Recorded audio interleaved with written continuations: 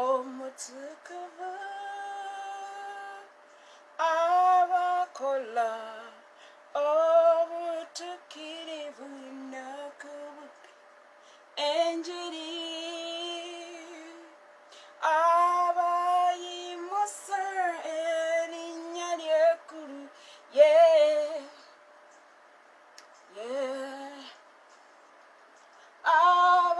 abayigiriza ekigambo kye ne baleeta bangi mu kisiibo kye. tuliyambala engule zimasa olutalo nga luwedde tuliyambala mu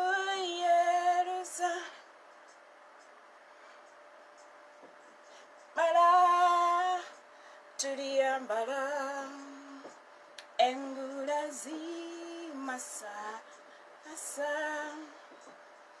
olutalo nga luwedde tuliyambala engule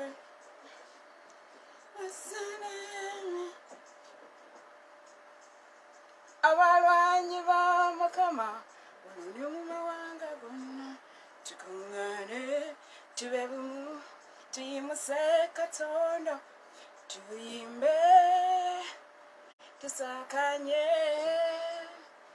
tuyimuse amaloboozi waggulu olwo tuli mulabamu mu kitiibwa kye alitusangula muziga alitunazaake nga tuwonya okufa n'emitwero gy'enseeno liriba ssanyu okulaba omulokozi alyoka tutikire gulezi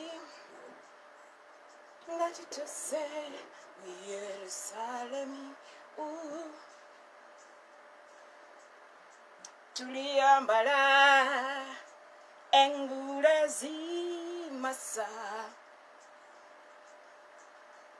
olutalo nga luwedde tuliyambala muye nyempya mala tuliyambala engule zimasa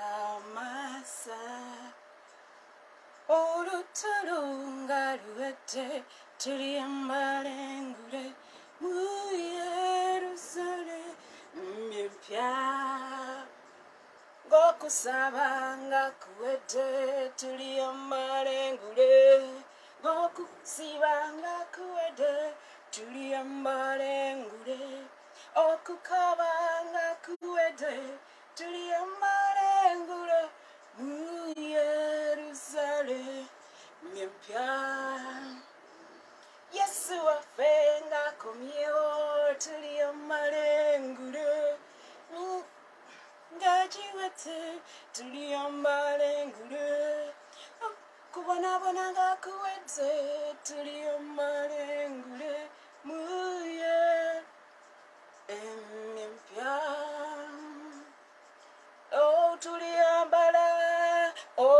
tuliyambala engule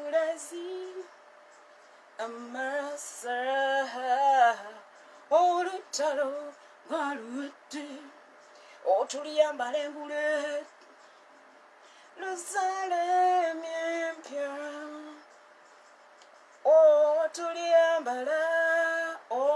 tuliyambala engule masa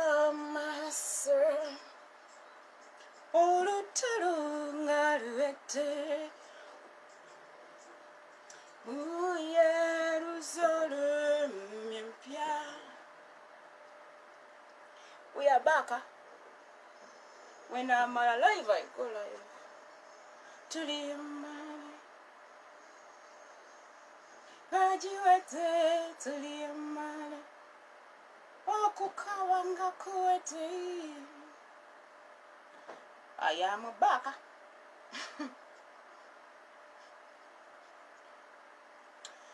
Yes, I have shared myself. That is enough. I think so. It is not enough until he says it is enough. Ekisa kimalenze. Yesu akomawo agenda kubuuza we walimye. Olyoka omugambe ssebo tewampa nkumbi. Olyoka obweru. Nga tulyoka tukumba tuyingira eggulu. Tugenda kuliyingira. Tukuyiteko nga bakuzza ebbali nga bakugamba mukwana ezammwe ziri eno leniyo eri eno nga ffe tuku. Ebireya. Gebeeraawo ng'okolera ebitole by'emmere.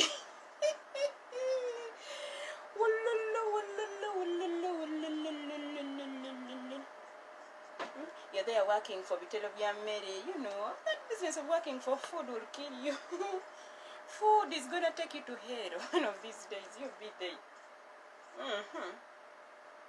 Everyone is looking for food. You'll be there.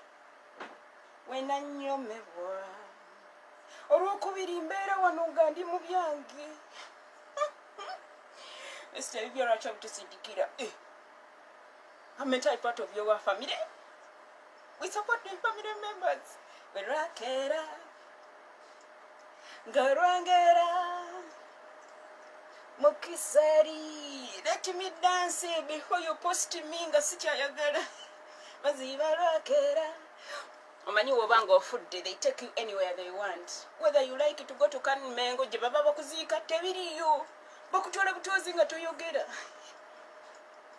Ngabeereddeyo babeera nga bakuteeseza nga bagamba kati tumutwale wa. Kati engeri temunnanteeseza. Yesu yanteeseza. Bw'omala okufa kiba kiwedde. Naye nga nkyali mulamu Yesu anteeseza. Awo masekati gembuyaga. Bw'otyo bw'obeera ng'oli happy. Bwenserom Katonda wakulonda okumukolera. Nalonda ako kabodeko ako kenda baawo.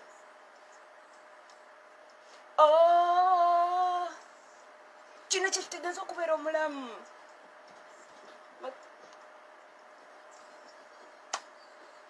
Kino kitegeeza okubeera omulamu. You be there. Kisobola kumenya mu kisagiri bwerukera nasima ntirulwera ebintu bikyuka. Nyabo yasiibye lukeera olunaku lwange. Yasiimye mbere mulamu. Yasiimye. Obeera ng'ogamba kabaka yasiimye. Kabaka wabakabaka yasiimye. Awo wakati w'ennyanja awo Musumba wagamba oyo gitajja kubulira oyo bayogera tabutegeera. Nga Yesu agamba jangu nkuweereza otegeera. Bwensera omukisa Katonda akuwa atya abantu abakuweereza n'obagoba.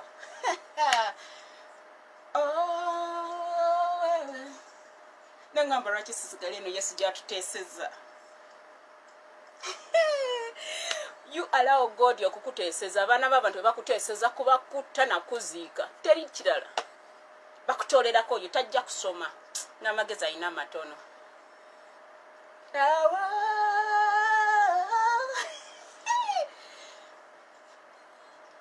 Ne bakuteeseza. Ne mutula mu wedding meeting mukwanjula. Side y'omusajja neeteesa. Ne batula ne bagamba taata w'omuwala oyo alabika yeetaagamu omutwalo gumu bwe guti. Abaana abawala batuteeseza buteesezi. Naye mwana tuwe munteeseza obubi Yesu ajja kubalaga. To the parents of the boy child, eno kirasi yammwe bw'oba olina boy child. This is your class. To the parents of the boy child, mulekera okututeeseza obubi. Ne mujjanga muleeta obulabulabu obuswaza baka. Women is a day. Boy child lekera okututeeseza obubi. Mbw abo baavu abo. Ndowooza ekisambi kye kinabajja please totuleetera ebisolo ebitambula. Teweesobola. Bataata bansanyisa waliwo taata mukana gange yagamba abako temujja wano n'embuzi n'ente. Olujja lwange temujja kululeeta mu bisolo bitambula kundeetera busa wano. nabaka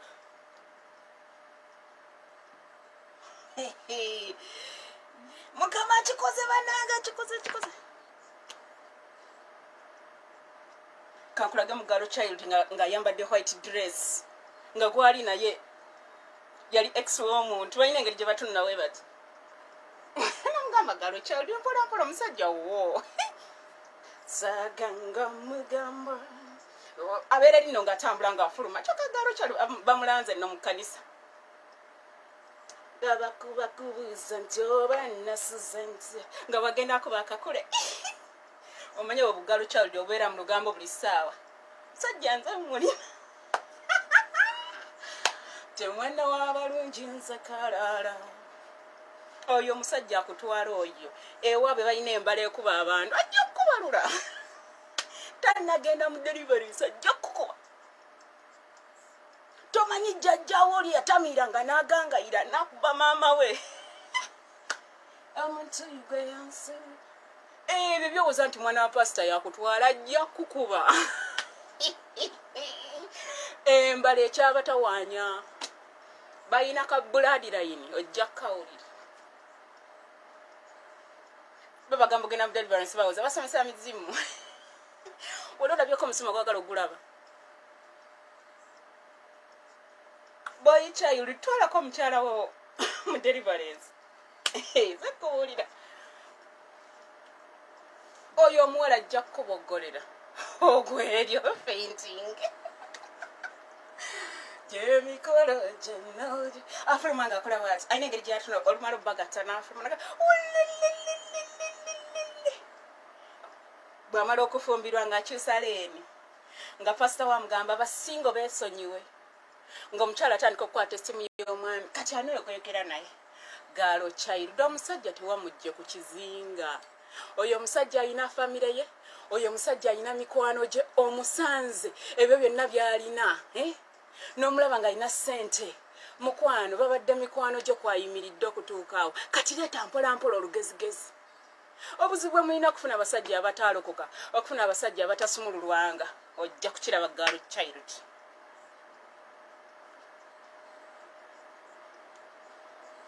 olowooza ofumba lwaki buganye muganye ogenda mu deliverance embala yeewammwe bali bubi it is well taatawo pasita ekyakuba jjajjaawo kyabuuka kitaawo kikulinze kibeera kiringiza bwe kiti lwaki oliko obuweereza sitaani tabwagala agenda kukubalula nga titaatawo alaba taatawo asiibe nga tewali kivaawo mukama abagambe gwe nekitawo mugende mu deliverance olyoka ogweri you'll be there. Are you in the third generation of it? Mukwano mugende mu deliverance tata wa batabitegera mugambe tata tunoonyeyo omusajja alina activating the spiritual gift of discernment of spirits. Bera tata wange tasamirangako tatawo gye bamuzaala. It is well with my soul. You'll be there. Manyi muzanyisa ebintu naye ogenda kukiraba. Nze nja kubeera eno nga kutunuulidde. Nze Esther ogwange gwa kusonda ssente za mbagayo kukuba nduulu nakulanga nti bannange omusajja bamututta galozi ono takyali singo. Nze bw'ofuna omuntu ne mulaga babalanze mu church ng'akafaananyi tukakwata okuva ku church page yo nga tukawanika ku status zaffe so that tugenda ng'otukwana boys ng'ogumeeyo n'ekisajja ky'omwana iye nze kubuli ebyo bye mugenda nga mweragalaga bakuwasiza toddangamu otukubira essimu boys ate mukazi otayagala twogere naawe tondetera bizibu apaana sitarudi nyuma nitesonga mbere olusingo galozi makiikiridde mwanattu singo galozi bakubasajja babendi bajja kusiba aba basumba bazanyisa kankunyumize puliro y'abaganga ekkanisa yatuula mu Uganda eri gye bagatira bakadde bange negamba nze njawula abaweereza ba Mukama Nengamba agambye ki abakadde b'ekkanisa baatuula ne bagamba yenze kizibu. Nengamba agambye ki nengamba itiziweero nga bagamba omusajja njagala mutwala abroad waweeru. Nengamba good. Nengenda mu maaso nakola mulimu gwa Mukama gwe nali nkola mu bulamu bw'omusajja. Ne balyoka bamukwata omwana muwala nga ye mwenzi. Nenkola nti niyita songa mbere nze tompayirizanga. Abakadde b'ekkanisa mwegenderezi mwakwata gye gava. Oli omwana ali ebweru oyo yatabula banna abafumbo muzeeyi. Nangirira mu linnya lya Yesu ayamakonkere kakuta kakuzirikaneta weraneko kola omuliro gwa Mukama moto mulinye kufetuwe. Nangirira mu linnya lya Yesu nze omwana w'omukadde nze njawula abafumbo. To the single girls, married women bajja kumanya omulimu gwabwe. Mukyova okufumba bawaayiriza abantu bagambe begendereze.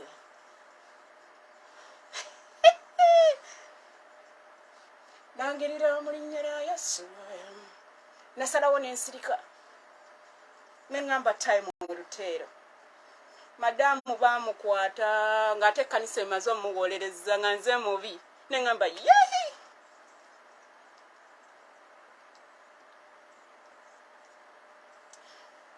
Abakadde b'ekkanisa n'abasumba mwegendereze nga muwolereza those married women.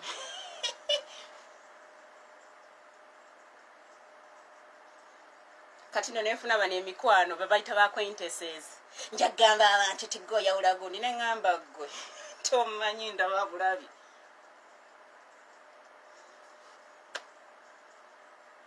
To all single girls mujeno muve mu group z'aba married women mubaleke. Mujja ofuna ebizibu bya bwerere. Vira abafumbo galozi.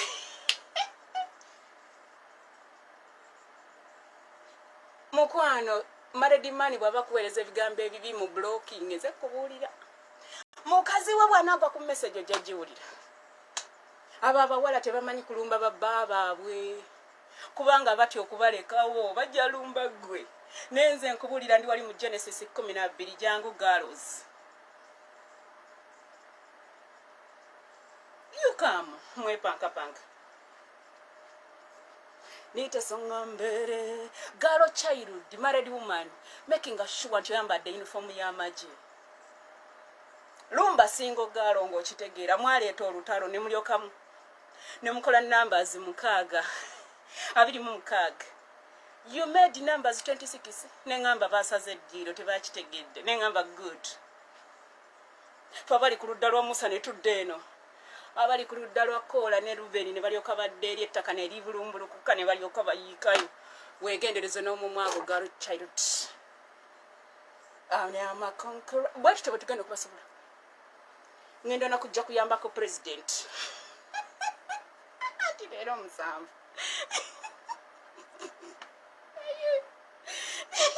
Ngenda kikuba mu Luganda abaluzungu kajambo. Abaluzungu mutukuba nnyo kibwako kajambo. Leero namba 7 tugenda kwambala emisibi gyaffe naawe jjayo ogugwo ogusibe. Abo ba married women abo tugenda bayigiriza kiki kitegeeza okusaba.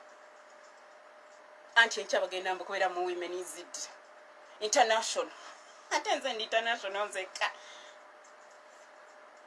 Bw'obeera ng'oli ku national level tolumbanga international level. Toremera ensenkulusanya na mama na tatono itani kale bw'osanga Yesu nokkiriza nakunyweza. Ndowooza onengedde basingo galo zifefe kafe tulina waro. Married women kajambo. Bwe lituukayo tulibeera nino mubumbi yabumba ondengedde. Bwe ntino bwe nabeeranga mu kindergarten nengenda ne primary nga sisubwa mikolo nengenda mu secondary mu Sunday school nze nsookayo wali ku stage. Kona tugende. Kati ndi mu Sunday school nzizeyo mu kindergarten. I miss you. Metroni na mayanja, my baby class teacher. Najibumba, nalibumba, namumba bumba, zendi bumba. Married women, nzenza kanze nina waro. Tone simba nga mu married women. Nebawo mugambe. Good. But kendo kubasobola. But married women wade batwesibye ko tufe babi. Mwe babi married women. Eyo mubumbi. To all the single girls mudeno mujeno. Koye. Yanyi komutima yampembeje wembeje. Webale namubiru tabula muziki lero ndi musanyu nnyo. Mundabire kimera mugambe happy birthday.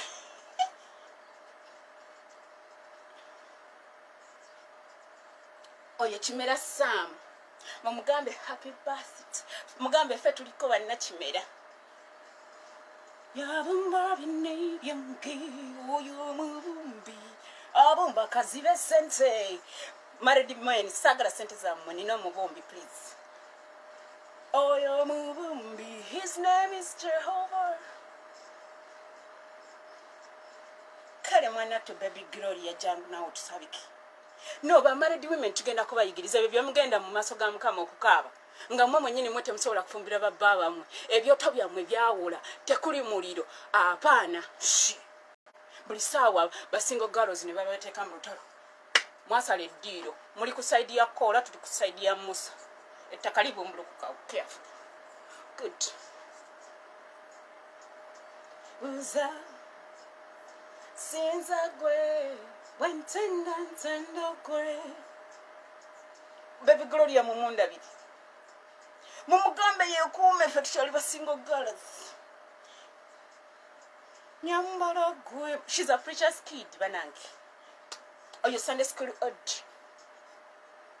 Mama we Sunday school teacher wange. Anti byakweraga kweyogerako kati. Woo! Yogera marine. Utambulira musa. Married women ife yoso atambulira musayi gwaffe. Mubeereyo mu bufumbo bwammwe mufumbe mutuveeko. Good. Utambulira musayi Yesu. Leero lunaku lwa basingo girls. Feba women. But girls, not mothers, but girls. Ochitegeti. Ndasinyumiza no wange. Good. Tuli mu media department. Baby Gloria olimba ngalo lisiro. Bienina. Yarwana natuwangira.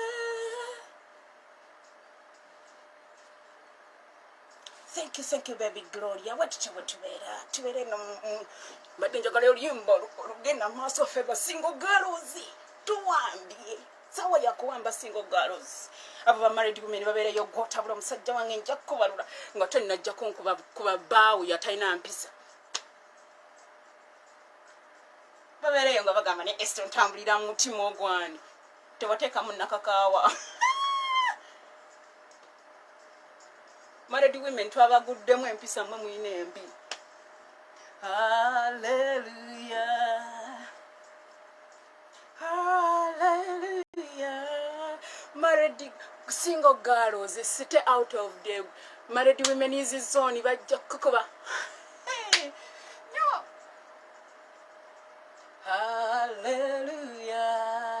Sitani anasangawa. Mbuk sitani yanke myenga nsangawa. Nzati ali wano. Kino ekyoto kibuguma. Come over and see. Hallelujah. To all the single girls. Ngochali mberera kajja. Baba toli tofayo Yesu ayine yokubiye jejikuwa. Bera mukuberawo kwa mukama. Single girls oyagala kubeera mukulembeze, beera yeekalu ya mukama. Ekyoto kibereko omuliro ssaawa 4. Oyo boy child agenda kusanga. Ajja kunyamiza akabe waabwe. Single girls bw'oba mukubeera single ofuuka mukyala si mukazi. Okitegedde? Mukazi wange. Tojje wange ng'ompita mukazi wo, please. Bw'oba tosobola genda ku level ya mukyala dokem. Enchaneluriye. Kona tugende gwe. To all single girls, hello. Hey, boy child, celebrate your women at home. It is called Happy Women's Day. Katu. Eno tuli mukasiki mubagambe, tuli mukasiki please. Tuli mukasiki feba single girls.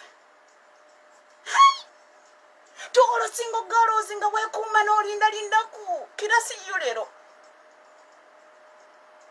Aba bawala bega bangula mbaleke bagende. Kati bakaba school fees.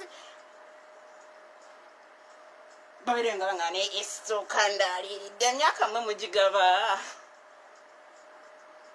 Tamugwa kugeyengura banamwe. Goma. Kona. Wama wanga gana single girls. Ekyoto kyo kiberenga kibuguma. Oli kyoto girls, it is called an altar. Nja kusomesa kirasi ya olotankwata bulungi. Tofa.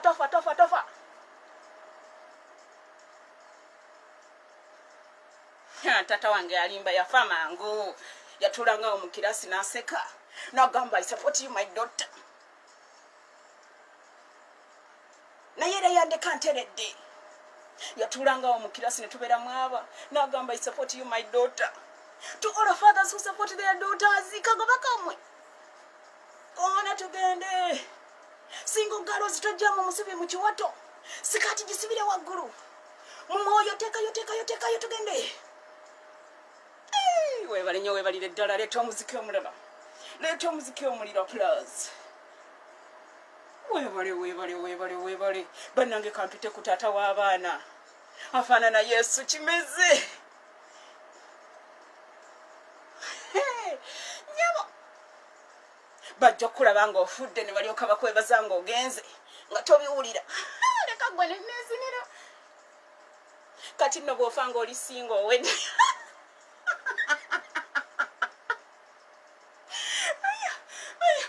Kuwulireko single girls. Mukwano okolera Yesu. Kubanga bw'ofa nga tebali akuwasiza nga tozadde. Awedde. Zaala abalala. Sekuvulira. Singa omanyi abatatu wa kitiibwa abo buli ssaawa babeera abababa bwe babateeka eno mu nkwawa. Omusajja yakuwasa omutera ki mu nkwawa. You don't trust the man. This is serious. Bannange boy child ng'olina galo child gano gago. Wezinire tugende gwe. Tuleeta afaanana Yesu. Omukulu kimeze. Omwami wa Holy Spirit girl Alice. Kona tugende kona tugende. Oba kirasi tugimalako nga tuzina buzinyita binkwatako. Yesu yaleeta eddembe. Yesu bwe yafa yazuukira. Yalieka yazuukira. Abatamanyi Yesu kajjambo kati oli oyo wennoonyiza otugubadde. Ogamba kati biki byali katubalira ddata. Mukwano. Ziri channels z'olugambo z'obaddeko kibadde zikuwa kaki. Obusungu obwerere. Nemmere ne mwewemula ne nga mulengere. Ne mulyoka musharinga abawemuzi. Ne mulyoka musupportinga sitaani ng'obudde. Kanze kale. Excitement kamo kiwagonja. Anti abamuli ababa batamiivu. Webale nnyo. Kimeze yangwa kimeze.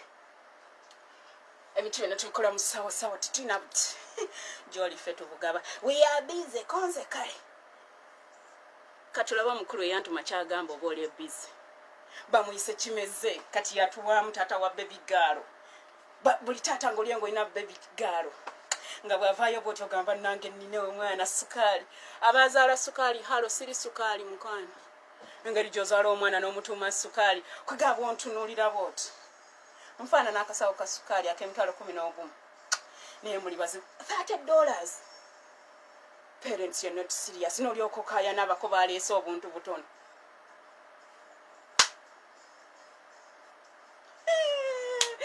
To all parents with a girl child, hello. Param param param param. Nana yesu toriyo. Afanana yesu. Mbeera ntya gavana omulamba n'engenda mu gavana. Pozinga yampita simumanyi. Afanana yesu toriyo. Mboli yeserefulavo no siserefulavo kyoyagala tokimanyi girls, you're just stressed. Nonyeza sinomuzu. Oh bambi, you're not gifted. You look for those who are gifted. Okay, go. It is your life. Naye genda mpola mpola kubanga olina abaana ate engeri gye twayawukana notwawula nosala eddiiro. Siina fees z'abaana bo just in case you go and you're not yet ready. Make sure your friends you hang around can take care of your children. Otukubambo personal person. Bw'ofa personal person kyasinga okukolera kuteeka mu ntaana ne funeral service. Naye abaana abo buuza nze.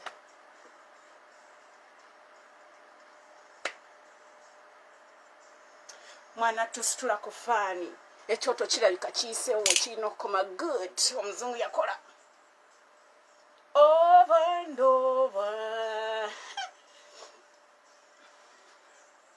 There's nobody like you.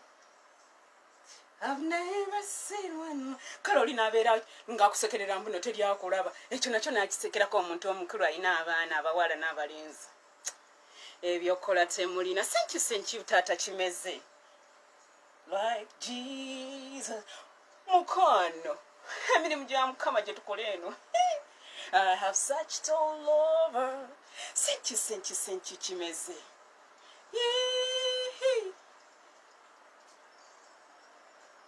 Kadansa.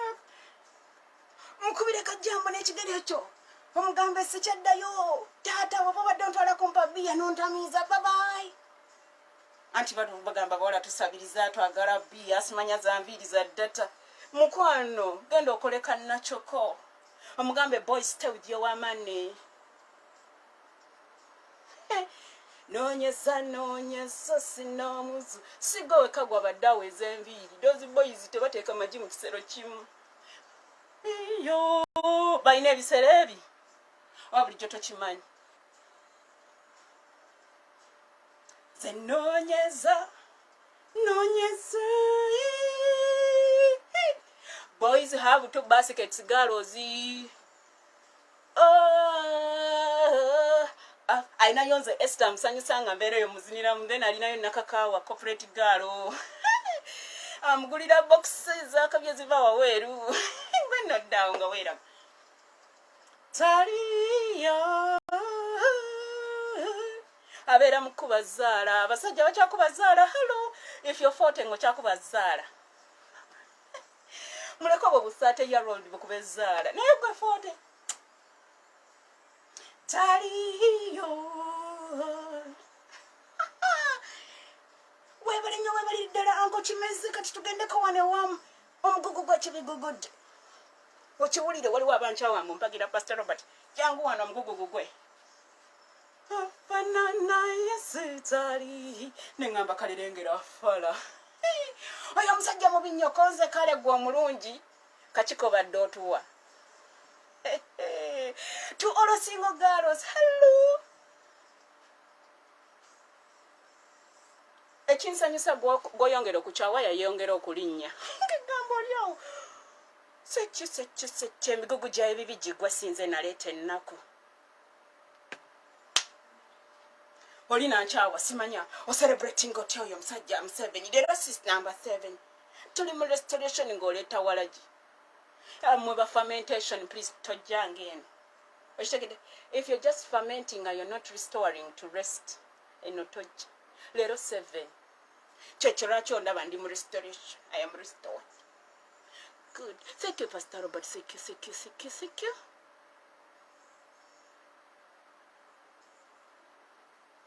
Pastor Robert, thank you. Kulika ye Juba. Tukulinze nchaku after Tuesday. Nze nabagamba gobeera n'omumwa omuwanvu olyoka olwala ekirwadde ngenda kuteeka kaliba nga nkuwalula nkutwala mu emergency room komirako St. Cathedral. Gwedda. Yekka yasaba n'owonerawo abasigadde balina osinziira.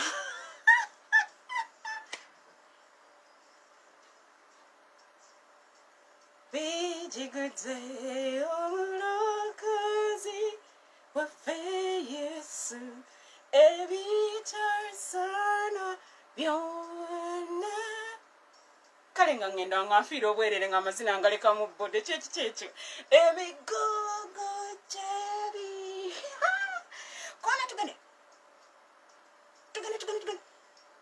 ng'oddawolekana n'abasumba abakweka obukanisa bwabwe. Akakanisa tekalimu ne Kristo yadduka nga nze mbeeraawo. Esther otuvumye ate mbavumidde kimwangoba.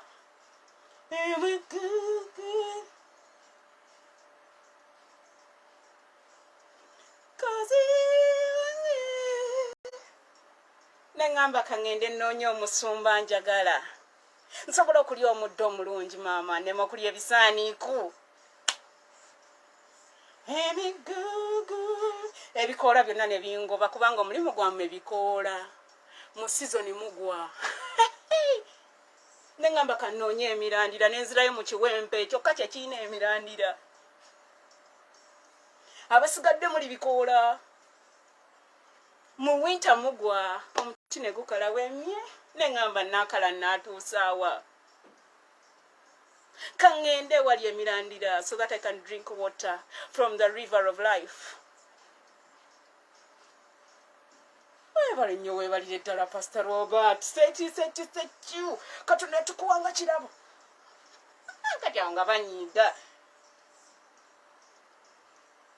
Otikira ka advert nga ng'enjovu ezinirako mu kiragwayo. Aka MTN. Toka NTV.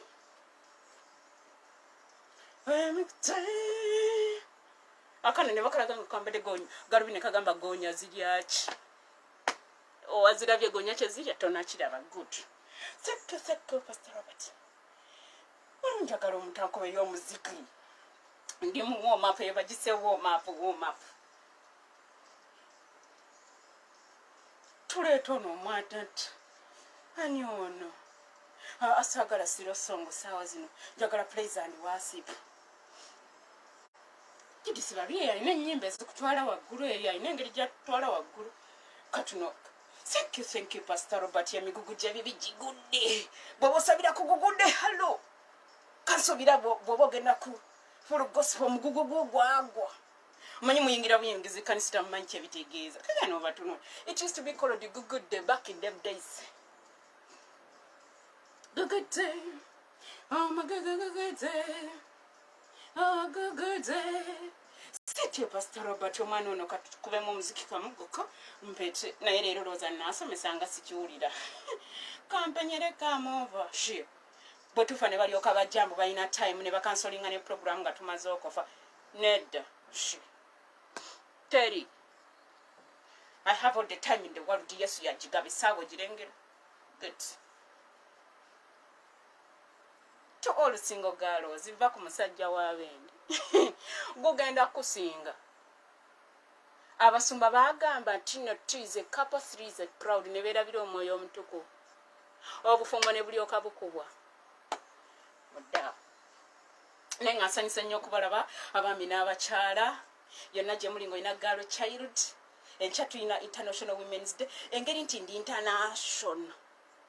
Ate nava ku international neefuuka global. Thank you for beating me, for making sure that the world gets to know me when I didn't want to be known. Abaina olugambo, thank you. Kaba kati ka kibiriiti oluyira ne lukolera ekibira ne kikwata omuliro. Kona tugende kona. Kampenye senzira joli. Buli yankumira omuliro. Kampenyere. Wezinire. Kampenyere nze. You woke me up. I didn't want to wake up. Me, I love sleeping all the time. Tokubanga omuntu nze nkubuulira. Oluba luyise kkuma luyiira. Kaba akati k'ekibiri kyaka. Some of us are like a matchbox. Like you. Okalengedde. Empewo y'omwoyo omutukuvu n'eryoka ekafuuwa. Nengamba kankuma ogwanga olyoka olabe kubanga nze siva ku kyoto. Ne ndyoka ngukuma.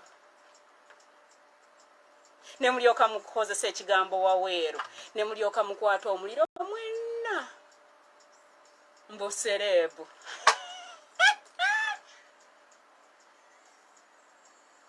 Omwana yayimba kampenyere. Ne kugamba guno mwaka mwina owenyera mwenna. Ase kampenyere nze kampenyere nga nzija joy. Yes. Nengamba kampenyere mwakuba mukuba nenga kampenyere lwakinet. Ensekuba. Etagula mwebale kuntagula. Mukyova okunsabiranga mukongoola nengamba yiyi. Bano beerabidde nti eriyo Yesu. Single girls stay away from married men.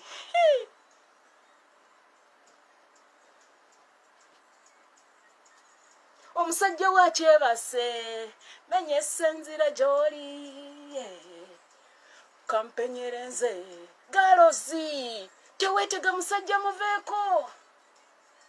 Omusajja muveeko.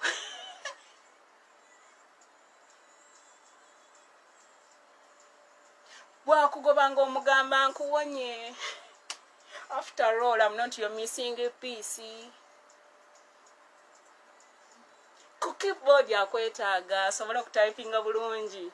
Naye bw'ogenda nga wabeerawo ekituli. Ngaddamu nga wanoonya piece endala ng'agissaawo. Weebale nnyo weebalire ddala. Nezinire. Sinze naleeta ennaku n'abaafa ba papa bandineerabiddeko. Oba singa jjajja wange akyaliwo singa tuli ku kikati. Simanyi oba nandibadde mulokole. Simanyi oba bandinzadde. Eyo tuveeyo simanyi oba bandinzadde. Simanyi oba matatange yandirokose. So n'olw'ensonga eyo it is well with my soul. No luyimba lw'Omunajeriya ndwagala nnyo naye luliko kibooko. Single girls enkya international women zidde byekole byonna. Naye Yesu aleeta kibooko agana bakabina kukoteka ebweru. Obiddemu.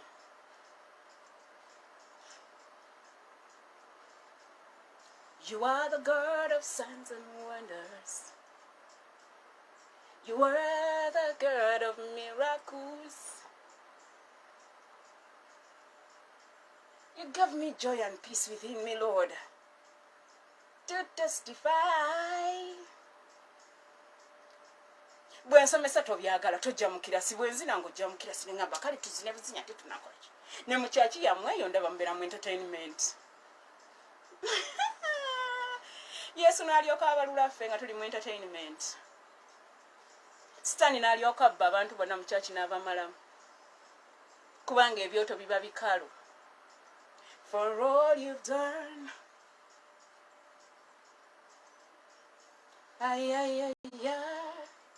Oh, for all you've done.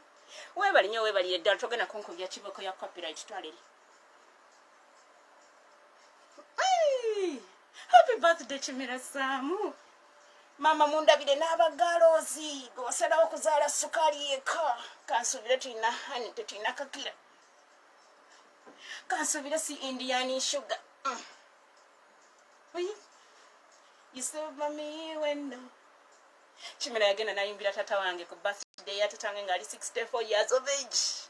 Kati tata wange agenda kweza 67. Choka 2030. Bannange ng'olina galo kyayuddeyo nga byakola bimukunyumira. Mundabire. Mugambe yeekuume ave ku bayaye b'ensi. bakuwaanawaana eno nga bagenda bagamba Esther, you have a figure. Bwe kikulya.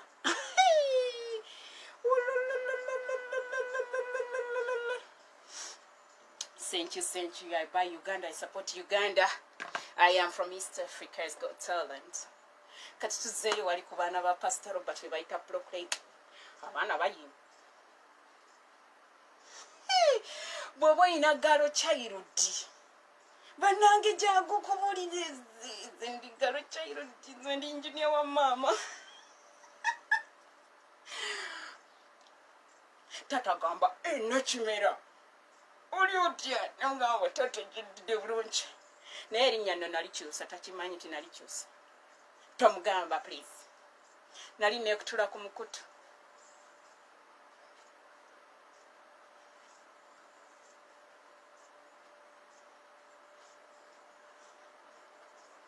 Okolokoka tekusala.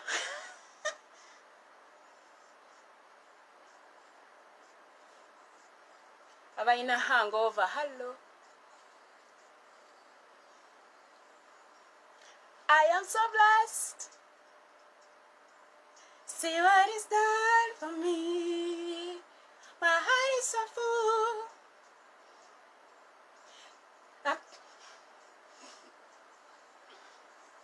I'm happy. I'm happy. Parents abalina abaana bagenda ku university. Tekako omuziki bagambe bazine.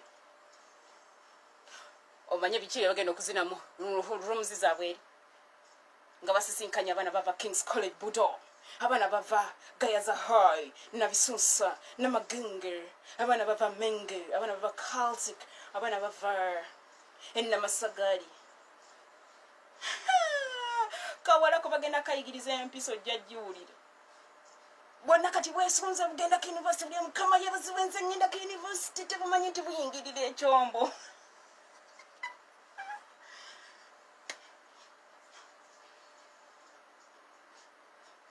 See what is done for me. Mama mwana mugulire Bible ku university waliyo kiboko.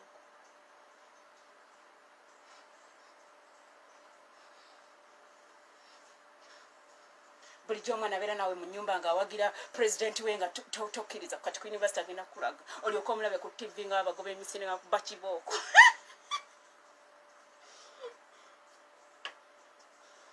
Bapresidenti bamwe balina emyoyo gye bayingiza mu baana n'agamba nze nfiira muzeeyi bulijjo aŋŋaana kati ngenda mulaga nti nsobola nti ffe twagala oyo muzeeyi agende naffe tuvugemu n'okatunuulira akaseba kagenza okusoma ne balyoka bayiriba. You don't know. Nabeera ku university netufuna nze nakola university emyaka 5 by the way trust striking. And you really wanna show if you're happy and you know you sing along. If you're happy and you know and you really wanna show. Omuziki nga gwakendedde kikitulika. If you're happy and you know you wanna show if you're happy and you know. Esther tagenda ate mu politics. Politics abalokole bamuveeko. Mpozi mwagala tubaleke mufiire mu kyombo. Politics is in the Bible. Read your Bibles. The only problem, the difference is the worldly politics is played dirty. They are dirty players. So let me teach you the right politics. So take the teach. Omuzadde buuza omwana wo kikyayagala okola. Discuss the issues. Don't run away. Talk about these things, tata and mama. Omwana mubuulira akole kye bayita abstinence. Abo baana be mukwekakweka ebintu abo bayonooneka dda. You don't know. I'm happy and I know it. I'm happy and I like it. Omuziki nga sikiriki. I'm happy and I know it. I'm happy and I like it. Good. Kati besi muwulira. I'm happy and I know it. I'm happy and like. I'm happy and I know it. I'm happy and I like it.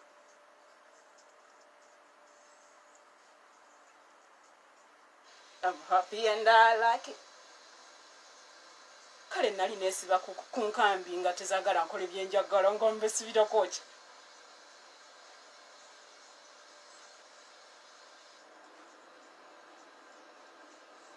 I have to first ask permission ate munange bino binawandiika binansanyusa endiga zo ani.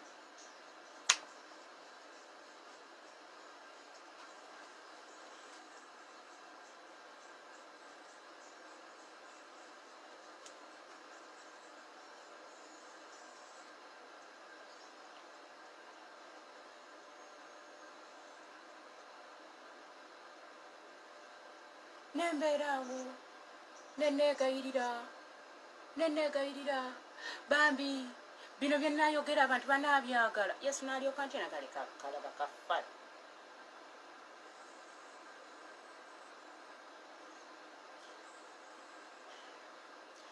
On a lighter note, now I'm not joking. I am not joking, my friends. Musabira abaana bammwe.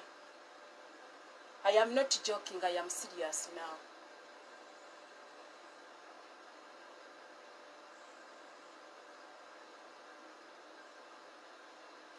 Holy Spirit, all to heaven belly, oh, bro, me skipper who never fails. Holy Spirit, I am being serious. Pray for your children. Parents who've neglected your work, mujiwa abasomesa. You give it to the Sunday school teachers who are also struggling with their own personal lives. You give your work to pastors who are also struggling with their personal lives and their own families. You give your responsibilities to leaders who are struggling and who are rotten. How do you tell me that government yet yambi? When you were deciding to go and give birth, did you consult the government? Kids sleep around. Do they consult the government? Your kids don't want to go to school and study. Bakoma mu miyembe. Kati bali awo basabiriza sente. Baana bamwe mwazaala babbeega. This is serious, by the way. I am not happy whatsoever. How can you give birth to beggars? What is the funny? Some children should work hard. Others, they should get for free. Naye abagagga muli bakopi. I tell you. I sit here and I really wonder. Ewaabwe bagagga balina naye tebakuta. Be bakyasinza okulwanira ebintu ebitali byabwe batakoleredde Uganda, no. Ne mutuuka n'oggula looya alimbe abagagga ate mutama.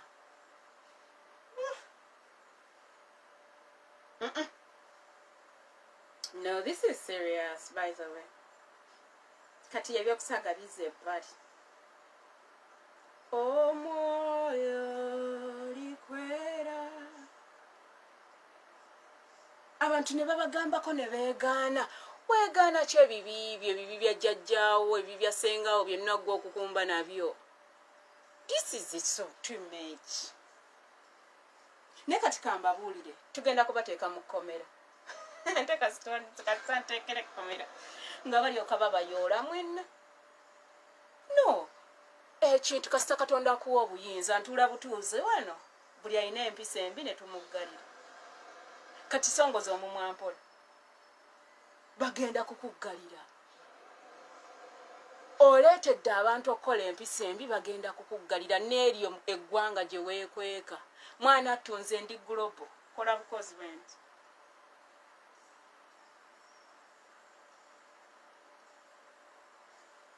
Nga toyina mpapula nga balyoka bakufuluma. Yes.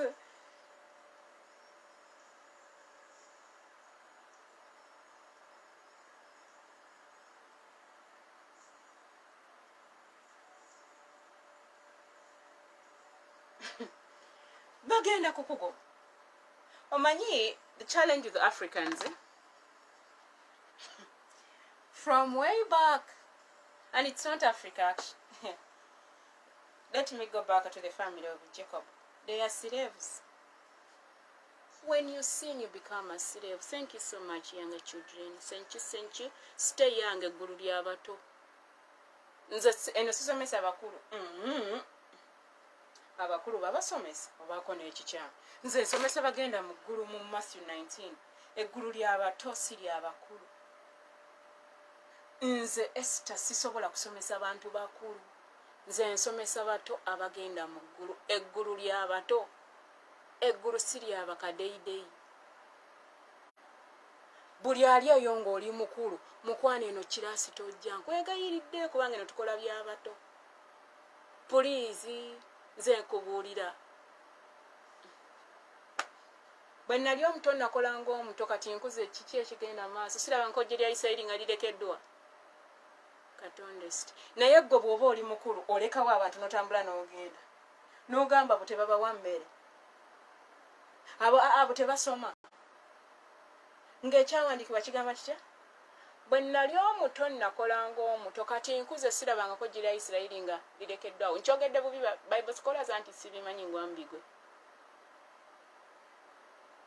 Naye n'oweza emyaka 7 n'ogoba abantu mu kkanisa ggwe.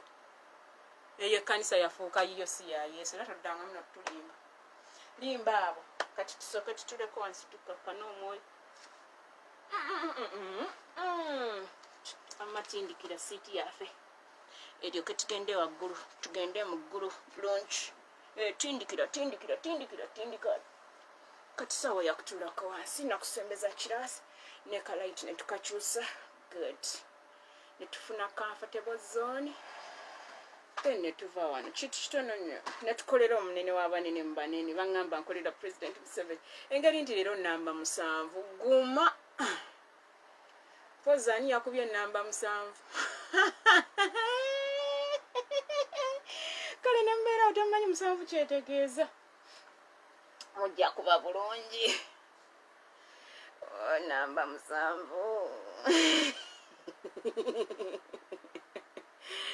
I tell you, nze mbaagala just tusabe mwe tuve wano. Tusabe tugende manatu. Abaana balina ekyokkola. Leero akomeka? Abaana balina ekyokkola. Kalaiti kano nako kagenda ne kanfuulanga. Naye era ffe baffe kakala keeko nkagala nga bwe kali. Tusabe manatu. Yes, oli mulungi. Oba ntandikire wa munnange. Munnange weebale kutwagala. Ffe abakyasoomuka. Enkuyege zitukubira enduulu. Munnange weebale. Weebale nnyo weebalire ddala okutwagala. Nzaani. Nzaani aseka leero 2020 gyali embirigo. Nga bajja okundaba ng'agamba bambikakaaba. Akaana ako. Ne tubeera wano mu pitipate. Yesu weebale munnange eri abali bagamba process tugitaminating ne ngamba maama ngende nfuuke siliva ng'ate twagala golodi. Ne ngamba kangumenya abula kindi ne ndowooza nno banaakwatirwako ekisape. Ne balyongera obalula. Ne gye nali nsigazzaako ekubiira maama bangoba ne baŋŋamba tebalina budde. Ne ngamba yaahe. Ne ngamba ekisa kimala beegayirizi ne bagoba. Maama ababuulizi b'enjiri ne bagoba. Bano batuukutuuku ne bagoba. Yahe aba ala ne bagoba ne ngamba maama namwe munvuddemu. Naye Yesu tayinza kunvaamu. Kati ntudde wano neewuunya ekisa kya Yesu. Neewuunya ekisa kye ekigi. Ne ngamba munnange oba bano be nasoma nabo mu Sunday school banantegeera pe. Yesu ng'oli mulungi. Maama ffe baani bojjukidde maama nga tulinga abatali ku maapu. Ne ngamba nfudde ekitiibwa I'm not a Ugandan I think. Ne ngamba kale nno ba Uganda ne baneeyisa we batyo ne ndowooza Africans would understand maama kyokka bye Frenchos. Ne ngamba kindidda nti butamanyi French. Ne ngamba Yesu wange Yesu tayogera Luganda, ayogera French na Luzungu, ne ngamba kindidde. Naye Yesu oli mulungi maama, ffe watumanya, ffe bwawe ennimi, ate n'otuwa n'abavvoonozi. Taata weebale, munnange weebale nzaani. Nzaani atuuka ku luno olunaku, the third month of the year, on the 7th day in 2023. Nga nkyali mulamu. Munnange Yesu weebale, tuzze nno okusoma leero. Naye gwe oba osomesa kubanga nze Esther okulimba kubi nnyo. Nze nganze. Sometimes ntuula wano ne neewuunya ekisa kyo. Jangu munnange gwe oba osomesa abantu bo, I'm just a voice. Naye saagala kuviiramu awo, saagala kubeera nga kaseke ka soda, kuntwala ku recycling. Ate saagala kubeera mu rejects. I want to be gold. Thank you, Holy Spirit. Give me the right articulation of words, Lord, so that people don't hear wrong words and they think that is the way it should go. Holy Spirit, help us. Speak to your people. I am just a vessel. Thank you for the joy, for the peace. The Bible says, peace I give, not as the world gives. Munnange weebale kumpa ssanyu. Abalala bali eyo bagenza okunoonya essanyu aginyonyesa mu kacupa. Abalala bali eyo essanyu balifuna mu kweyambula. Abalala essanyu balijja mu njaga. They need to feel high. Unfortunately, they are not egos, because it's only an ego which can fly higher. Naye Yesu ali mulungi. Bannanga abala ne balyoka ne balowooza mu kubogola mu banaafuna essanyu. Nalowooza bw'anaafuna PhD n'afuna essanyu. Era ne bakakkananga essanyu tebaafunye. Nnyabo ali nalowooza nti banaamuteeka mu mawulire essanyu ne lijja. Era ne baliteekamu essanyu ne litajja. Oli nalowooza bw'anaabeera ne big following essanyu ejjaako mufuna big following abayayi gye bakoma omukuba. Nalyo yalina ebizibu. Nengaba, who am I, a simple girl from Rubaga? Tata weebale nze munnanga ava mu Rubaga division, Kampala district, village Kibuye. Nanga weebale, burial ground. Wawaki wagituma amaanyi. Kubanga nze wonna bendabayo balina amaanyi. Naye engeri nti agange tegannanzigwa. Agange abaweddemu amaanyi be batwale eyo. Nze engeri nti nkyalina amaanyi. Kansigale wano ku kitimbe. Tuteekeko. Naye Yesu otwagadde luno nze sikirabangako. Mbeera wano ku flat screen yange. Weebale Yesu wakola technology maama. Media department enyuma naye muli mu kibooko. I have seen you work. Talk to us through journalism. I've seen you talk to us through biology. I have seen you talk to us through art. I have seen you talk to us through computing, that is the internet. I have seen you talk. They did not put number 6, but they left us with occultism. Where occultism? You're talking to the Diablo. They did not put the part of Jesus talking to us, and I was like, okay, let me help them, and I put number 7, because the dictionary, the Englishman, Oxford only gave us 5, yet there is number 6. They forgot number 6. It is always number 6. Nga team ejula. Kati number 7 tuba tukiggala buggazi ba completion and restoration nga tuddeeka. Yes, weebale. Ekitiibwa n'ettendo mbikuddisa. Bino tubisabye nga tubisa mu linnya ery'omwana w'omu Yesu Kristo Mukama waffe. Amiina. Oli eyo osiiba kati mugenda ku Easter. Oli eyo osiiba. Kwegamba oli osiiba bbiya maama. Mujeebale. Kwegamba ebyo bye babasomesa mbu fasting is that. Omanyi olumu neewuunya ne nga baba mpozire religioni munansonyiwa nti sibitegeera sometimes. Nja kukoma ku ebyo eggulu liryoke likusube. Kitegedde tuddeyo mwana tutumaliriza ono omuwala Luusi tuli mu international day. Muwala Luusi ono agenda nansanyusa. Tulina abawala ab'enjawulo mwana tu. Ndowooza ow'empewo omukwano tukweyanziza tweyanzeeke naye nedda apaana. Kati ekyoto kyetaaga ebbugumu. Good. Tondeetera bizibu ku lutimbe ku flat screen. Bikkula ekitabo kye kya Luusi. Ab'oluzungu kajjamba, ab'oluzungu muyisaamu abantu amaaso nange ndi muko.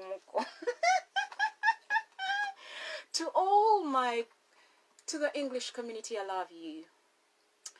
We are here to talk about media. We have 7 mountains. We have the mountain of family. We have the mountain of okay, let us first lower our screen, our flat screen. Good. We have the mountain of media. We have the mountain of family. We have the mountain of government. We have the mountain of we have the mountain of family, we have the mountain of government, we have the mountain of church, we have the mountain of entrepreneurship, we have the mountain of media, we have the mountain of entertainment, and we have the mountain of education. Of the 7 mountains, where are you seated? Munnange tusiiba bia, era ku lwokusatu tetunywa bia, era tokikolanga. Good. Tulina okumusiiba bia, mbu kyosinga okwagala kyosinga okusiiba. Kati ne ŋŋamba oba kikwataganira wa ne Kristo simanyi, kubanga Kristo yasiiba ennaku 40 yali alya ki? Omanyi tugoberera ebintu, twagala nnyo okukopperera.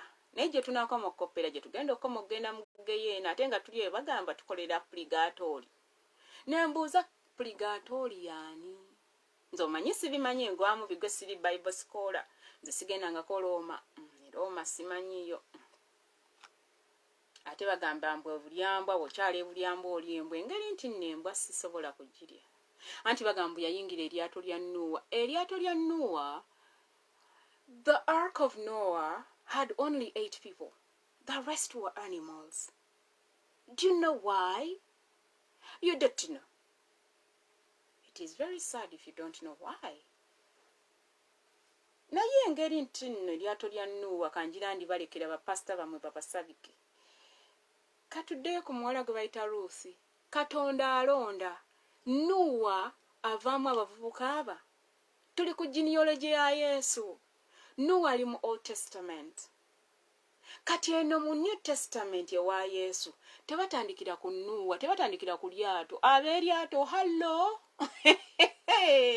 Enjiri ya lyato wandigyesonyiyo kubanga ojja kubwa. Eryato lyayingiramu abantu 8. Abantu ngamba human being. There were 8. 4 boys and 4 girls. Those are 80 people, mama yake. And in that boat, there was a man who made alcohol. Eyo nveeyo musibe bia wamwe kale. Katuveeyo eyo. Ye wali omusajja yakola omwenge. Yesu takolanga ku mwenge.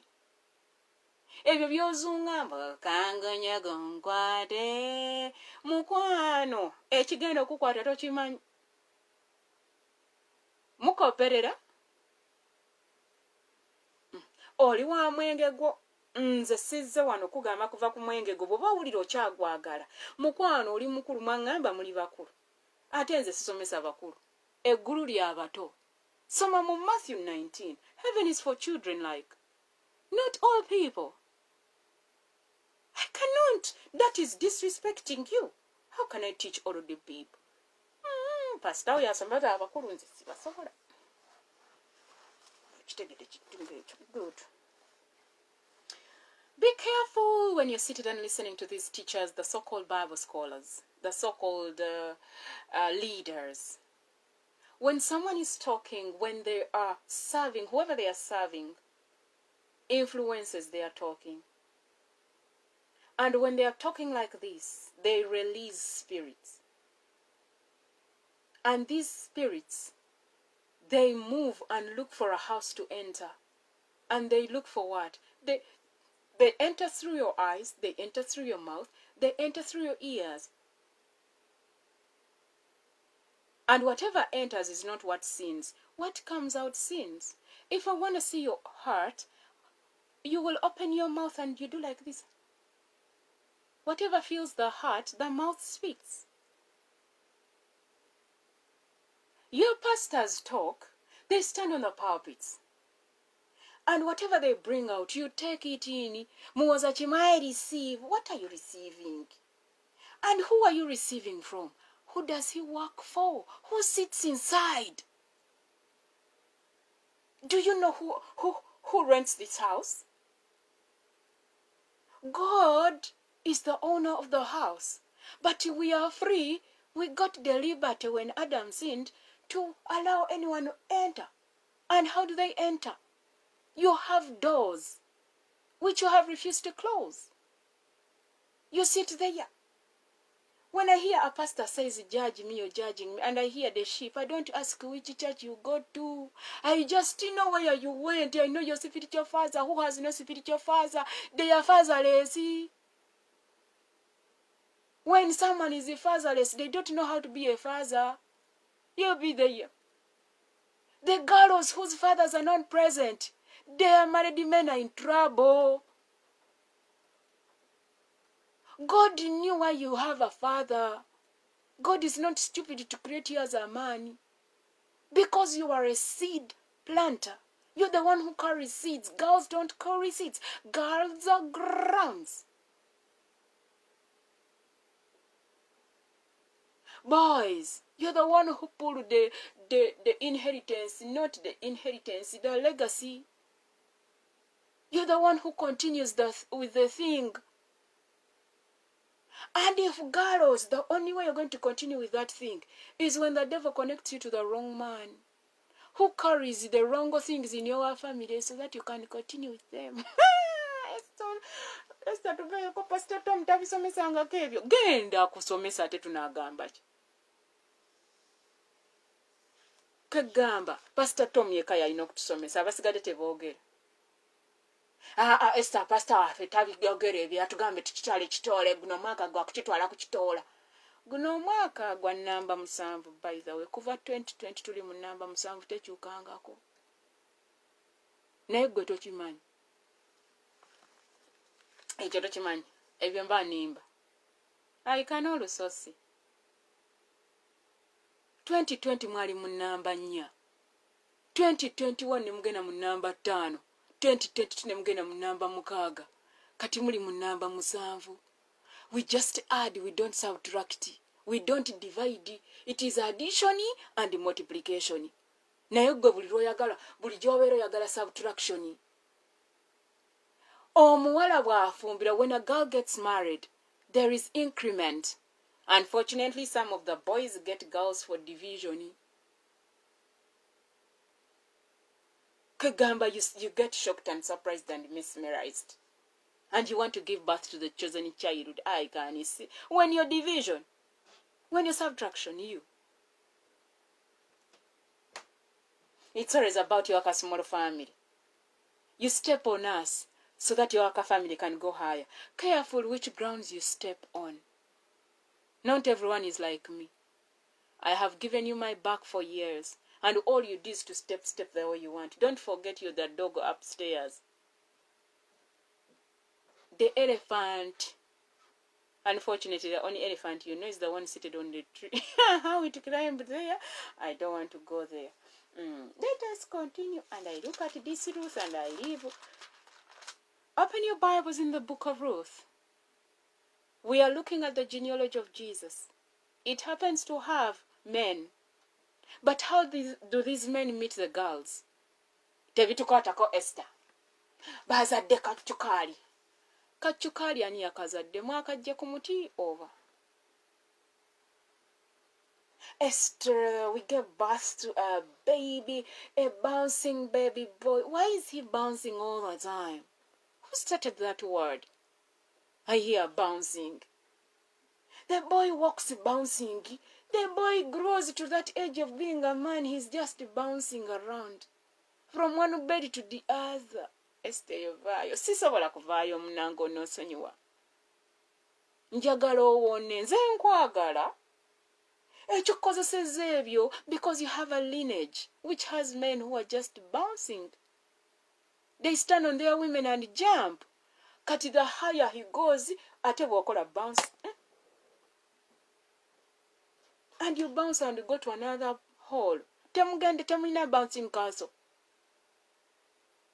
And you want to go and they gave birth to a bouncing baby boy. Why is he bouncing all the time? Why do you copy words? I hear the girl, oh, he gave birth to a cat-walking girl. Cat-walking. Cat-walking? Do you know a cat? You know the class of a cat? It has leopards. Do you know the class? Do you know Animal Kingdom? Eyo tuveeyo temwabisoma. Obutasoma buluma bukulu, I know. Sit down and study Animal Farm. Animal Kingdom, not Farm Kingdom. Ye yoke yayingira mu lyato lya Noah. Yeah, lwaki tugenda mu lyato lya Noah saawazi. Eryato lya Noah lyayingiza babiri. Ne Noah be yayingira nabo baali babiri yali peya. Omwami n'omukyala ekikazi n'ekisajja. Kati ovubutuka abolaga yaye Esther. Tugenda kwogera oluganda olulungi ennyo. Kati weesibe ebiri. Olina okubeera n'omwoyo w'amagezi ng'oli ku internet. Bw'oba tolina mwoyo w'amagezi bajja kubalula. Kirasi bagitwale gwe mulimu gwabwe anti be batutegeerera. Naye nabagamba baddemu okunkwatako aganya bajja kuli bwe baba bamwalula oba nkoka ajja giwulira. Buli gwe baayalula leero eyakwalula esiiriti. Temwebeereramu nanti. Taata yagamba tebatukwatangako tetuli nkoko walyoka batwalula. Otulaawo nga basenga bawoza babaalule onjalulako kindi nkoko. Kwegamba mamange bw'omulaaba oti yatubiika bubiisi. Abaganda mutwesonyiwe. Kati mpalampye culture. Omulimu gwa culture gwa kujja tuziika. There is nothing else they give us. I've never seen culture at home. When I'm getting married, culture comes out. Why? When my father's time is done, the culture comes out. Mbalabayo. You don't want to come when we are alive. When we need school fees, you don't have the time. When we are sick, you don't have the time. Now when I'm dead, you come. Omulambo gwe musinga okwagala. Munnange najja kuba agenzi. Ate ogwo omulambo. Nze buli lunaku twesabira. Waliwo emirambo gye batasitula. Nga bw'oyagala. Katonda esti. Kufe mugenda okutuuka okulaba omulambo gwe batasitula. Gwe dda wanti gye musinga okwagala ojja giwuli. Mukolerako emikolo ojja kumpulira. Nina abanneesunga dda banneesunga okuva nga ndi 2 years. That joke is vive. Ate nakugamba lekera okuwolereza abali mu witchcraft. Kati gebeere yo ng'owolereza witchcraft ekibiriti kyaffe kiriwa. Jakkookyo kitegeere. Kisajja kyabeeranga wali kikooko nga kigamba mbunne ekyoya kyayo simanya ekyoya kivako omuliro. Nga kibeera nga kibalimba mbunne ekyoya kivaako omuliro. Nja kukukoleeza. Mbuye seko. Mbuno ye heni. Yeeyita heni. Nja kubeera nga weebase tukukumeko tulabe. Keep going to school. Tujja kuteeka ku nviirizo tulabe oba tukwata muliro. Good, kazikidde okawonye. Enkoko yali teyagala gikwatako ng'egamba mbunne ekintu kyakyo okikwatako nga kijja omuliro. Omuyaye yagera yeewase n'akwatako wati. Nga kinnyogoga. Most of you are cold. Don't joke around. You'll be there. What is wrong with our lighting system? It is well, Esther. It is not well. Khaled Kendema. So the book of Ruth. It entered male, female, male, female, male, female. Even the people that entered the boat, it was male, female, male, female, male, female, male, female. There were 8 of them. One gave birth to Egypt, Canaan, and Israel. And Canaan was cursed. Don't joke with that big man. Your father cursing people. Mbu because omusajja golese simwagala kochirabe. Parents, how can you curse your own children? Do you know what you've done? Why don't you bless those kids? Kankikinali embuuzi. Oyo omukyala mwe wazaala abaana wamujjawa. Ebyo tebabibuuza bakulu. Nedda leero ngenda kubibuuza. Kubanga waliwo ebitusibye. Nga maama ne taata be babireeta. You made your wrong decisions. Because you're so scared oze eriiso ly'omukulu awaddugala we walaba. Kubanga gwe waddugala. Ekibi kyo tokitereezanga. You just walk off, forget talema. Oh, your history, ate ebikadde obizaaki, ebikadde sitaani gy'ayimirira n'atukuba. Kiyimirireyo ne kikanula obuuso ne kizza ebikadde byonna ne bitukuba. Taata, wabeeranga eyo ng'otamiiratamira kati akawala ku kali eyo ka Esther kali mu kutamiira. Ka Esther kali eyo kali mu sigala. Taata yanywa ku sigala. Kati bino kambibabuulire bannange. Omuwala n'omulenzi abalina agayisa ago, abimaama we ne taata be baasiga ensigo embi. Ate taata teyazisigula ne maama, they never uprooted their bad seeds. And their kids are the fruits. Whenever you see anyone's child bringing any rottenness out, it is because their parents planted the wrong seeds. Kids are seeds, are fruits. From a seed you get a fruit. And the results of the rottenness of parents, you see it in their children. Please tell me, I will tell you. I have seen the fruits of the seeds that were planted by parents. I'm a kid who was always around big people. The man does not respect anyone, even his children. There is always someone in the family who looks like their father or mother, in positive and negative ways.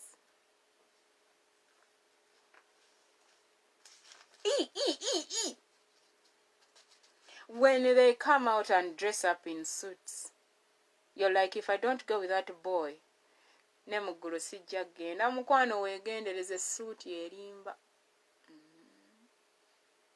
Boys, careful that wig. Hey, boys mwagala abawala abeeru, tebali ku original, wegendereze. Ate n'abawala abaddugavu begendereze. Abawala abaddugavu bazibu. Begendereze, nze nkubulira abawala abaddugavu balina emimwa. Naye ate abo abaddugavu abo boolaba nga bali batunulanga purple pink abo. Siteberefa. Kubanga abo tebamanyi kye baagala. Nkubuulira. Ruth chapter 4. Then Boaz went up to the city gate, where business and legal matters were settled, and sat down. And then the close relative, redeemer of whom Boaz had spoken, came by. He said to him, "Come over here, friend, and sit down." So he came and sat down. Then Boaz took 10 men from the elders of the city and said, "Sit down here." And they sat down. For you ran away from the elders. Okay, no worries. He said to the closest relative, redeemer, Naomi, who has returned from the country of Moab, must sell the land, the plot of land, which belonged to our brother Elimelech. So I thought to let you hear of it, saying, buy it in the presence of those sitting here. Now I'm talking about those who buy the land and sell it. Listen to what happens. You people who fight and snatch, you land grabbers, I'm talking to you. You're just there stealing land all the time, which you did not work for. You're not even shy. Now, you mwana my friends, this is very serious. You can dry yourself. How you fight for land that is not yours, it's not for your father. Your father did not buy any piece of land. They also just got it from somewhere, and the cycle continues. Your father is also a thief. You also a thief. Your grandfather was a thief. My goodness, why don't you stop thieving? The entire family is for thievery. You are thieving all the time. Why are you thieving all the time? Why don't you go and work hard instead of thieving? You're thieving. Why are you thieving? All the time you are thieves. Okay, continue. Stop being thieves. Verses 4. So I thought to let you hear of it, saying, buy it in the presence of those sitting here and before the elders of my people. When we call the elders, you run away. They are part of the family. I wonder, They are part of the family. What do you mean they are not part of the family? When a man marries, they are part of the family. From on the side of the man and on the side of the woman. Everyone is family. When you wake up and say you're getting married, the side of the man has a family. The side of a woman has a family. What do? Disrespect people. If that girl refuses to get married, where would you get that family? Your timba. But we have a family. You think you're the first one to have a family. I looked at people throwing me out of their family. I hear you're not family. I look and I'm like, sweetheart, slow down. Esther is family everywhere you're going to turn. You would even cry. I saw girls telling me to stay away from their family. And I look and I'm like, These things of getting married, your parents did not warn you. Esther, you will turn and she's a family member everywhere. Let us thank God I'm not in Kampala. You would have seen. Me, I'm family all day. 311.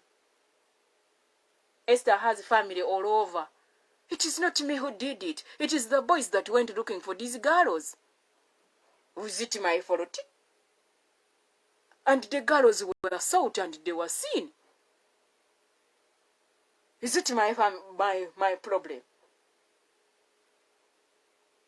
I never chose to come from such a family whereby it is expounded like this. When we come to Uganda, I'm almost related to every clan. I'm like, yes, it is a clan. It is not my fault. I just found it there. I did not ask for it. Did I tell my great-grandparents to meet and they get married? Was I even there? I never chose family. I was once told that we don't choose family.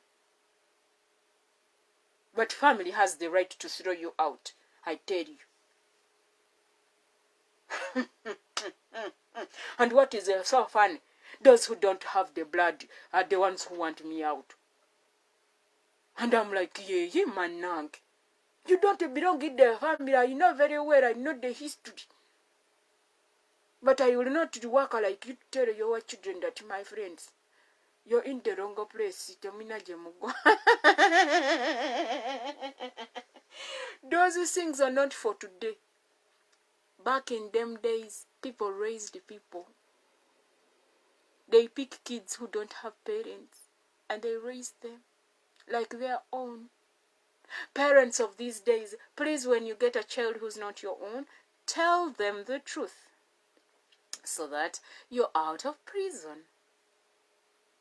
As when, in case I get a child here and I'm not the mother, I have to tell the child that I'm not your biological mother, but I am your mother. Every woman who has a uterus is a mama. And I will raise that child. But the child has to know that he or she does not carry my blood. In case I get my own blood, I have to tell that child that this is my child, but we don't carry the same blood. And when I'm leaving this world, I give my children inheritance and I give the other child gifts. That is what happened. But now with Abraham, they were all his children, but from different women. But the wife of the covenant, Sarah, the child got inheritance. The children of Keturah and Haggai got gifts and they were sent to the Far East. That is why you have Dubai, Gulf, Abu Dhabi, Mecca. To the Muslim brothers, are we together? You did not know. Because religion will not tell you the truth. They hide the truth so that you can stay in prison. Ishmael does not mean Muslim. He gave birth to 12 sheikhs. Read your Bibles. A sheikh does not mean a leader of the Muslim society. It means a prince of Egypt. Your sheikhs does not mean a leader of prayer. It means the prince of Egypt. According to the word of God. Is your father a sheikh? He's a prince of Egypt. Hope we are together on that note. Thank you plenty. Good. The challenge is your religions are not telling you the truth and they're keeping you in bondage. I, Esther Solome, I don't do things I don't understand. Even in church, I was raised to ask why. So that I don't go to hell. Pastors are telling us, I follow you to where? I don't follow shepherds. I follow teachers to grow. Good. The shepherds are supposed to follow me. The sheep is always at their front. So that you fight and protect them. The shepherds are in the front and I'm decent behind waiting for the wolf to eat him.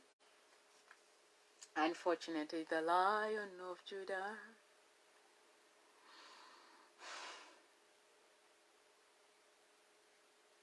Verses 4. So I thought to let you hear of it, saying, buy it in the presence of those sitting here and before the elders of my people. If you will redeem it, redeem it. But if not, then tell me so that I may know. For there is no one besides you to redeem it, and I am next of kin after you. And he said, I will redeem it. Naomi and Ruth were wives. One was a wife to the father, and the other one was a wife to the son. They have a land that belongs to the man, Elimelech. The relative Boaz had to sit and bring the elders. But for us in our current generation, the elders don't come to sit. They choose who to call. They call the one they agree with so that they can steal the land. The entire family is supposed to sit. If a man has siblings, they are supposed to sit and talk about the land issues. What do? We get, I hear, men and women who are in charge of estates, then they steal the land. The documents are there that every child gets this portion. Every child gets this portion. When it's time to share the portions, the rich take it. They buy and pay money, a lot of money to the lawyers. And the wananchis don't get a thing. Let me tell you something. If you are here in the family, at the sound of my voice, you became a cankerworm. It is called Joel 2. And whatever you've eaten, you're going to vomit it. Watch and see. A good man leaves inheritance for his children's children, and there are documents they leave. A man is supposed to write a will. If he's not able to write a will, there are people who are in charge, and they're supposed to be fair to the children of the man. And the woman of the covenant, she is entitled. Now girls who run around and you sleep around, make sure that man stays long. Make sure whatever you make with that man, it is in your names. Because when there is a document, no one can take what belongs to you. But if those things are not in your names, the singers of the children are good at stealing. Ask me. The singers. I am a singer. I am an auntie. Asengeka ensonga ez'abaana abawala n'abalenzi. I am a full auntie, si wa bitundu. You be there. I am even scared here. I'm like, now I'm an auntie of who? The kids are there. Then I start saying, you don't come to visit. The parents of the children don't talk to me. Some blocked me. Some said I am not part of the family. And I'm like, who does that? My friends, blood is thicker than water. Don't play around. If your child has my blood, don't play around. I am the only one who can save that child. You don't have the blood.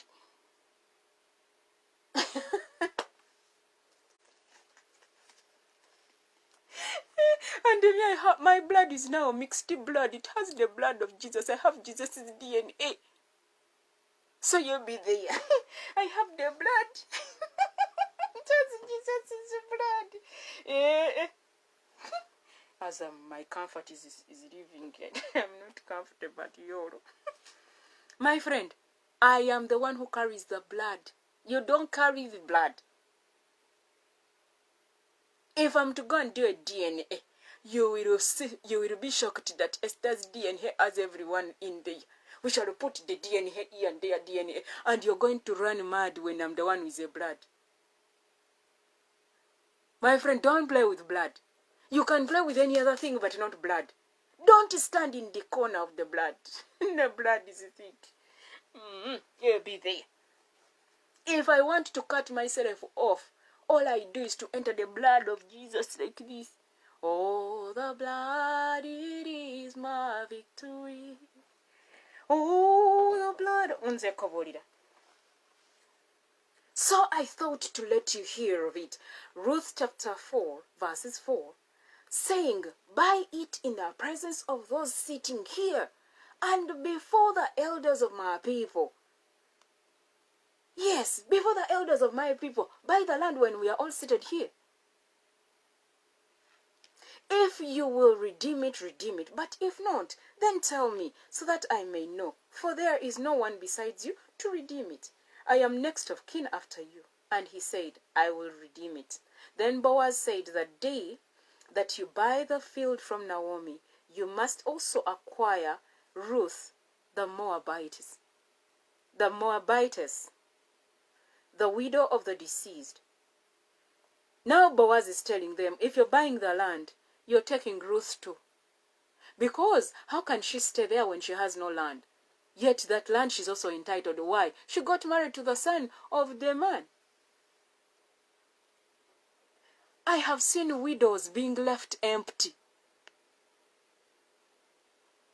Naye mwana, Uganda, you are doing things the wrong way.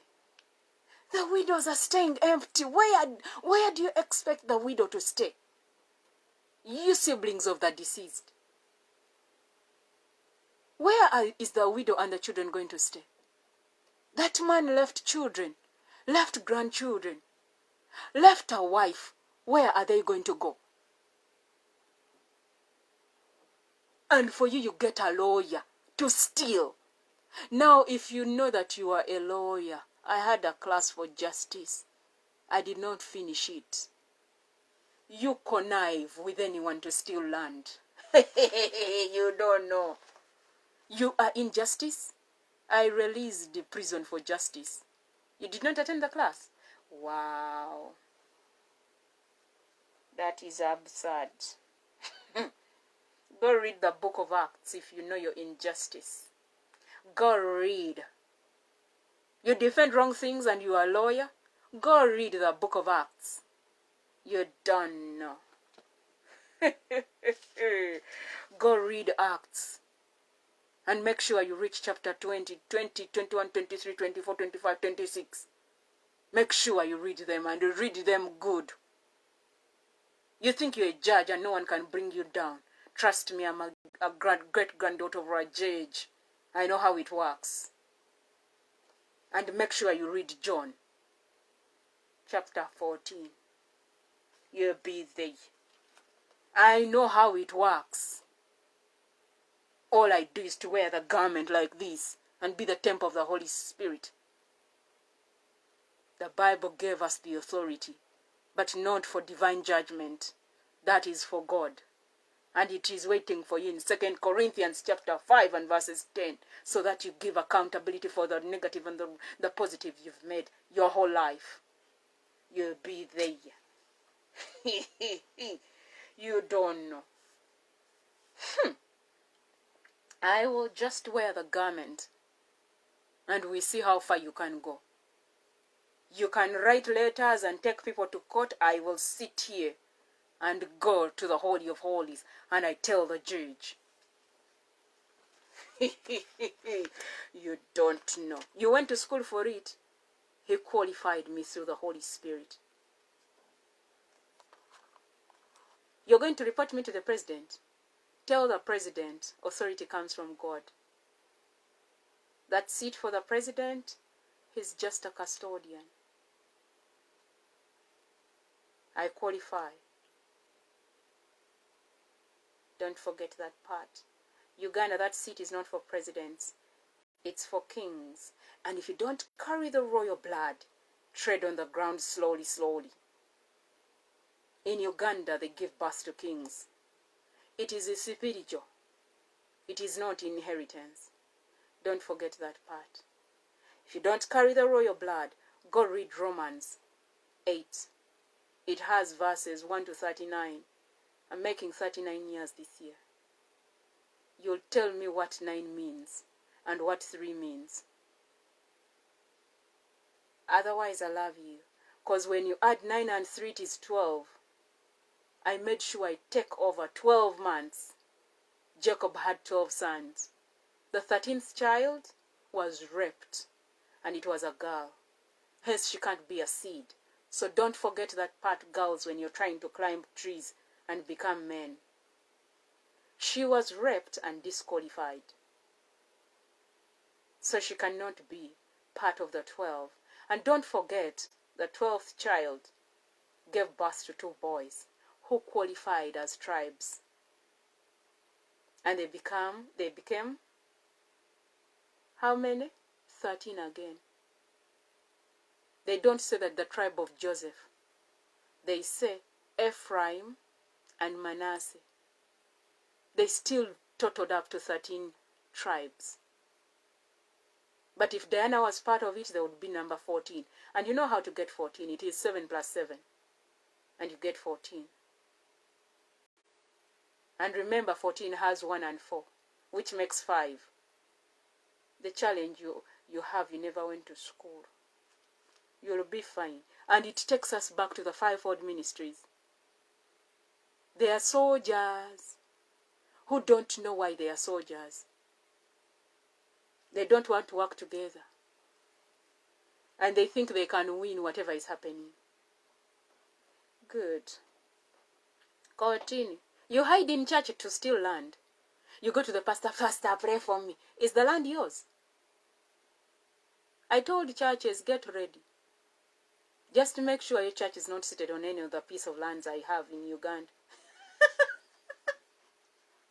I am redeeming the time. I went through your churches. They don't qualify according to the standards of the National Environment Management Authority. You don't qualify. Your toilets don't qualify. Those who are near water bodies, you're sending oil. I will send you authority. You keep shouting, then you start saying, the government does not love us. It is because you're sinning. You don't obey rules and regulations. I told you 2023 is a year of implementation.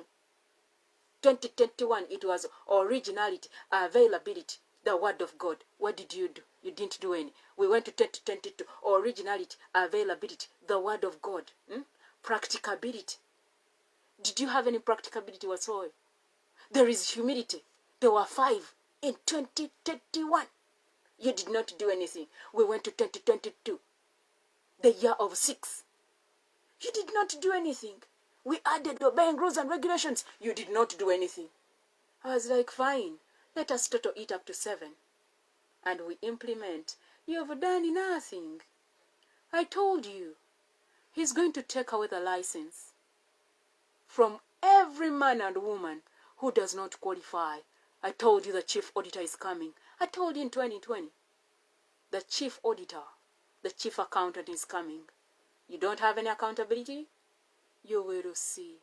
Go read Ezekiel 34 if you're a pastor. Go read it. If you're a leader, go read Ezekiel, the book of Ezekiel, the whole of it. But make sure you read Jeremiah and Lamentation before you go to Ezekiel. The so-called leaders out there. Continue. Those were rules. There were 7. You've done nothing the whole time.